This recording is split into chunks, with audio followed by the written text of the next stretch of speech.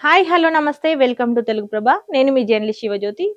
So ఈ రోజు మనం తెలుగు ప్రభ న్యూస్ పేపర్ లోని ముఖ్యాంశాలు చూద్దాం. కాకావికలం చెరువుల్లా పంట చేళ్లు, కుప్పలు పోసిన ధాన్యం, వర్షార్పణం, ఉధృతంగా వాగులు వంకలు, నదులను తలపిస్తున్న రోడ్లు, వరదకు కొట్టుకుపోయిన రహదారులు, అనేక గ్రామాలకు నిలిచిపోయిన రాకపోకలు, రోడ్డు దాటపోతూ దంపతులు గల్లంతు, వేర్వేరు చోట్ల శవమై తేలిన ఇద్దరు యువకులు, జనగామ జిల్లాలో యువతి గల్లంతు, యువకుడు సేఫ్. మోంతా తుఫానుతో రాష్ట్రంలోని పలు జిల్లాల్లో కాకావికలమయ్యాయి. వానకు ఈతరుగాలులు తోడవడంతో వేలాది ఎకరాల్లో పంట నష్టం కలిగినట్టు తెలుస్తుంది. చాలా ప్రాంతాల్లో కోతకు వచ్చిన వరి పైరు మునికి పంట చేలు చెరువును తలపిస్తున్నాయి. తేమ ఆరబెట్టేందుకు కుప్పలు పోసిన ధాన్యం వరదకు కొట్టుకుపోయింది. ఐకేపీ కొనుగోలు కేంద్రాల్లో వడ్ల కుప్పలు కొట్టుకుపోయి పైన కప్పిన ప్లాస్టిక్ కవర్లే మిగిలాయి. రహదారులు కాలువలుగా మారాయి. కరీంనగర్ జిల్లా సైదాపూర్ లో వరద నీటిలో చెరువును తలపిస్తున్న పంట చెల్లు. ఇదంతా పంట చెల్లు కానీ చెరువులా మారిపోయింది. సో దీనికి కొందరు మంత్రులు స్పందించారు. 40 ఏళ్లలో ఇదే భారీ వర్షం కాబట్టి దీన్ని కేంద్రం జాతీయ విపత్తుగా గుర్తించాలని పొన్నం ప్రభాకర్ తెలిపారు. ఎకరాకు 10,000 పరిహారం ఇవ్వాలి అండ్ తడిసిన ధాన్యాన్ని కూడా కొనుగోలు చేస్తామంటూ తుమ్మల నాగేశ్వరరావు తెలిపారు. ఆందోళన వద్దు, ప్రతి ఒక్కరిని ఆదుకుంటామంటూ కొండా సురేఖ తెలిపారు. 230 కిలోమీటర్లు ఆర్ఎన్బి రోడ్ల ధ్వంసం, ప్రాణ నష్టం నివారణకు చర్యలు తీసుకుంటామని మంత్రి కోమటిరెడ్డి చెప్పారు.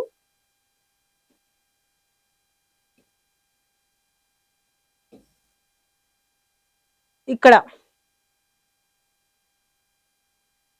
నేడు మంత్రిగా అజారుద్దీన్ ప్రమాణ స్వీకారం చేయనున్నారు. సో 16కు చేరనున్న మంత్రుల సంఖ్య ఈ ప్రమాణ స్వీకారంతో ఖాళీగా మరో 2 ఉన్నాయి. సో స్థానిక ఎన్నికల తర్వాతే పూర్తి స్థాయి కేబినెట్ విస్తరణ. తెలంగాణ కాంగ్రెస్ సీనియర్ నేత మాజీ క్రికెటర్ అజారుద్దీన్ నేడు మధ్యాహ్నం 12:15 గంటలకు రాజ్భవన్ లోని మంత్రిగా ప్రమాణ స్వీకారం చేయబోతున్నట్టు తెలుస్తుంది. అజారుద్దీన్ తో గవర్నర్ జిష్ణుదేవ్ వర్మ మంత్రిగా ప్రమాణ స్వీకారం చేయించనున్నారు. ఈ దఫా విస్తరణలో కేవలం అజారుద్దీన్ మాత్రమే కేబినెట్ లోకి తీసుకోనున్నారు. రేవంత్ రెడ్డి కేబినెట్ లో మైనార్టీలకు చోటే లేదని విమర్శలు చాలా కాలంగా వస్తున్నాయి. సో దీంతో గవర్నర్ కోటాలో ఎమ్మెల్సీ పదవి ఇవ్వడంతో పాటు అజారుద్దీన్ కు మంత్రి పదవి ఇచ్చి మైనార్టీలను సంతృప్తి పరచడంతో పాటు హైదరాబాద్ జిల్లా నుంచి కేబినెట్ లో ప్రాతినిధ్యం వహించాలని ఈ నిర్ణయం తీసుకున్నట్టు తెలుస్తుంది. ఎన్నికల కోడ్ ఉల్లంఘించిన సీఎం రేవంత్ రెడ్డి అంటూ పాయల్ శంకర్ మరి శశిధర్ రెడ్డి ఆరోపణలు చేశారు. అజారుద్దీన్ కు మంత్రి పదవి ఇవ్వడం ఓ కుట్ర అంటూ ముస్లిం ఓటర్లను ప్రభావితం చేసేందుకు ఈ ప్లాన్ వేశారంటూ వారు రాష్ట్ర ఎన్నికల అధికారికి ఫిర్యాదు కూడా చేశారు.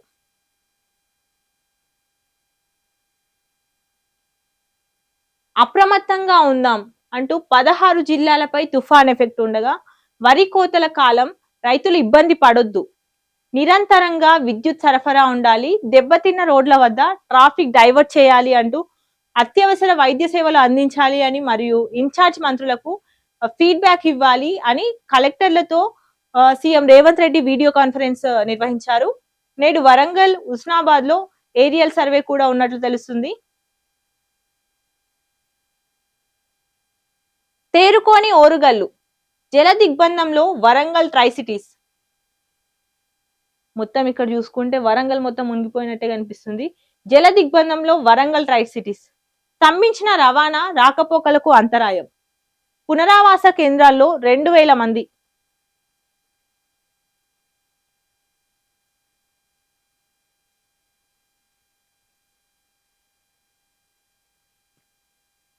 ఎస్డీఆర్ఎఫ్ ట్రెజరీ నిధులు వాడుకోండి, ముందస్తు చర్యలతో తుఫాను ప్రమాదాన్ని నివారించగలం అంటూ అధికారులతో డిప్యూటీ సీఎం బట్టి విక్రమార్క తెలిపారు. అజారుద్దీన్ ను మంత్రివర్గంలోకి తీసుకోవడం ఖాయం అంటూ తను ఖాయం చేశారు. బీఆర్ఎస్ బీజేపీ కుట్రలను తిప్పికొడతామంటూ కూడా తను వ్యాఖ్యానించినట్టు తెలుస్తుంది. మోంతా తుఫాను నేపథ్యంలో సహాయ పునరావాస చర్యలకు అవసరమైన నిధుల కోసం ఎస్డీఆర్ఎఫ్ టీఆర్ ట్రెజరీ 27 నిధులు వాడుకొని తదుపరి 30 రోజుల్లో ఆమోదించుకోవాలని, నిధులకు సంబంధించిన ఎలాంటి ఇబ్బంది లేదని కలెక్టర్లను డిప్యూటీ సీఎం బట్టి విక్రమార్క ఆదేశించారు. 48 గంటలు ముందుగానే అందరినీ అలర్ట్ చేయడం, తదనుగుణంగా ప్రభుత్వ యంత్రాంగం స్పందించడంతో ప్రాణ ఆస్తి నష్టం నుంచి రాష్ట్రాన్ని కాపాడుకున్న వాళ్ళమవుతామంటూ తను తెలిపారు. సత్యాగ్రహ స్ఫూర్తితో ఎన్డీఏను తనిమి కొట్టండి. బీహార్ ఎన్నికల ప్రచారంలో మంత్రి పొంగులేటి పాల్గొన్నారు. మహాగఠబంధన్ గెలుపు ఖాయమని కూడా తను ధీమా ఇచ్చారు. దేశం నుంచి బ్రిటిష్ పాలకులను తరిమి కొట్టేందుకు మహాత్మా గాంధీ 1917లో చంపారణ్ జిల్లా వేదికగా సత్యాగ్రహాన్ని ప్రారంభించారు. సో అదే స్ఫూర్తితో నేడు బీహార్లో ఎన్డీఏ ప్రభుత్వాన్ని తరిమి కొట్టాలని కాంగ్రెస్ బీహార్ ఎన్నికల పరిశీలకులు మంత్రి పొంగులేటి శ్రీనివాస్ రెడ్డి పిలుపునిచ్చారు. 304 కోట్ల ఓవర్సీస్ బకాయిలు విడుదల. విద్యార్థుల భవిష్యత్తుకు కట్టుబడి ఉన్నామంటూ మంత్రి అడ్లూరి లక్ష్మణ్ తెలిపారు. గత ప్రభుత్వం చేసిన అప్పులతో రాష్ట్ర ఆర్థిక పరిస్థితి చాలా క్లిష్టంగా ఉన్నప్పటికీ విద్యార్థుల భవిష్యత్తు దృష్టిలో ఉంచుకొని ఓవర్సీస్ నిధులు బకాయిలు 304 కోట్లు విడుదల చేశామని మంత్రి అడ్లూరి లక్ష్మణ్ తెలిపారు. గురువారం సెక్రటరియట్ లో నిర్వహించిన మీడియా సమావేశంలో ఆయన మాట్లాడారు. ఎస్సీ, ఎస్టీ, బీసీ, మైనారిటీ విద్యార్థులకు విద్య ద్వారా సమాన అవకాశాలు అందుతున్నాయన్నారు. వారి ఉజ్వల భవిష్యత్ కోసమే తమ ప్రభుత్వం కట్టుబడి ఉందని కూడా వారు తెలిపారు. ఒక్కో విద్యార్థికి ఓవర్సీస్ పథకం కింద 20 లక్షలు ఇచ్చామని తెలిపారు. ఈ నిధుల విడుదల ద్వారా అక్టోబర్ 2025 నాటికి 2288 విద్యార్థులకు లబ్ధి పొందే అవకాశం ఉందని తెలిపారు.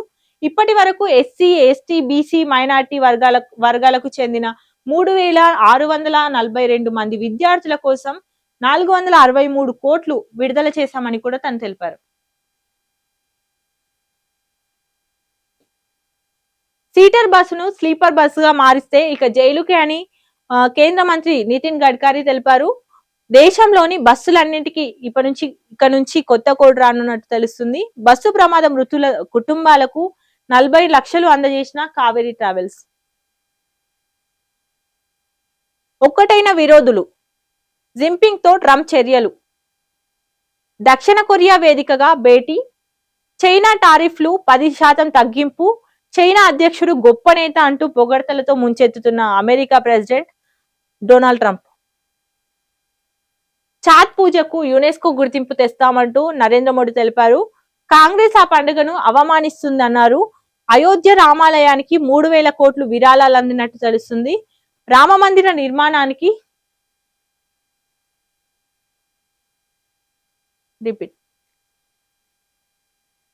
చాత్ పూజకు యునెస్కో గుర్తింపు తీసుకొస్తామంటూ ప్రధాని నరేంద్ర మోదీ తెలిపారు. కాంగ్రెస్ ఆ పండుగను అవమానిస్తుంది అని కూడా తను తెలిపారు. అయోధ్య రామాలయానికి 3000 కోట్ల విరాళాలు అందినట్టు రామ మందిర నిర్మాణ కమిటీ తెలిపినట్టు తెలుస్తుంది. చాబహార్ పోర్ట్ పై అమెరికా ఆంక్షల సడలింపులు. భారత్ కు దీంతో ఊరట లభించనుంది. మిడిల్ ఈస్ట్ దేశాలతో వాణిజ్యానికి లైన్ క్లియర్. ఆడిషన్ కు పిలిచి బంధించి. ముంబైలో పట్టపగలే 17 మంది పిల్లల చెర. చిన్నారులను రక్షించిన పోలీసులు. నిందితుడు రోహిత్ ఎన్కౌంటర్. ఆత్మహత్యకు బదులుగా బంధించానని తను వ్యాఖ్యానించినట్టు తెలుస్తుంది. గతంలో మహాప్రభుత్వం ప్రాజెక్టు అప్పగించి డబ్బులు ఎగ్గొట్టిందని ఆరోపణలు చేశారు. సేవల రంగం శరవేగం. జిఎస్విఏలో 66.3% వాటా దీనిదే. సేవల రంగానిది 66% అన్నట్టు తెలుస్తుంది. గత సంవత్సరంతో పోలిస్తే 11.9% వృద్ధి. మొత్తం ఉద్యోగాల్లో 34.8% ఈ సెక్టార్ నుంచి వచ్చినట్టు తెలుస్తుంది. యానిమేషన్, విఎఫ్ఎక్స్ కెరీర్ లో నగరంలో 30,000 మంది, భవిష్యత్తులో 1,00,000 మందికి పెరిగే అవకాశం కూడా ఇందులో కనిపిస్తుంది. యంగ్ ఇండియా స్కిల్స్ యూనివర్సిటీతో మరింత మేలు జరగనున్నట్టు తెలుస్తుంది. తెలంగాణ రాష్ట్ర అభివృద్ధికి సేవారంగం ఊతం. ఈ రోజు తెలుగు ప్రభ న్యూస్ పేపర్ లోని ఇవంటి ముఖ్యాంశాలు. ఇంకా మరిన్ని అప్డేట్స్ కోసం చూస్తూనే ఉండండి తెలుగు ప్రభ.